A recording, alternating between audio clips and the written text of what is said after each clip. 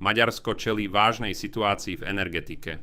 Prudký pokles hladiny Dunaja totiž skomplikoval chladenie reaktorov v jadrovej elektrárni PAX-1, čo viedlo k výraznému obmedzeniu jej výkonu. Slovenský premiér Robert Fico situáciu pozorne sleduje a susednej krajine vyjadril solidaritu aj pripravenosť pomôcť. Fico uviedol, že prípadné úplné odstavenie elektrárne PAX-1 by mohlo Maďarsko vystaviť bezprecedentnej krízovej energetickej situácii. Slovenských občanov však po rozhovoroch s ministerkou hospodárstva Denisou Sakovou a generálnym riaditeľom slovenských elektrární Branislavom Stríčkom ubezpečil, že podobný scenár Slovensku nehrozí. Atómové elektrárne v Mochovciach a Jaslovských Bohuniciach nie sú vzhľadom na iné technické riešenie chladenia reaktorov vystavené žiadnej krízovej situácii a sú v prevádzke v plánovanom rozsahu, uzavrel Fico.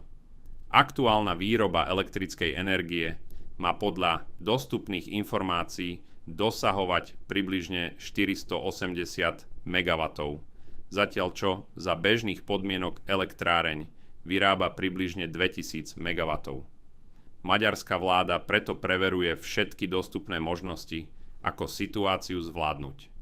Pracovná skupina kabinetu sa zaoberá kapacitami ostatných elektrární, možnosťami dovozu elektriny, očakávanou dennou spotrebou aj možnosťami prípadného zníženia odberu.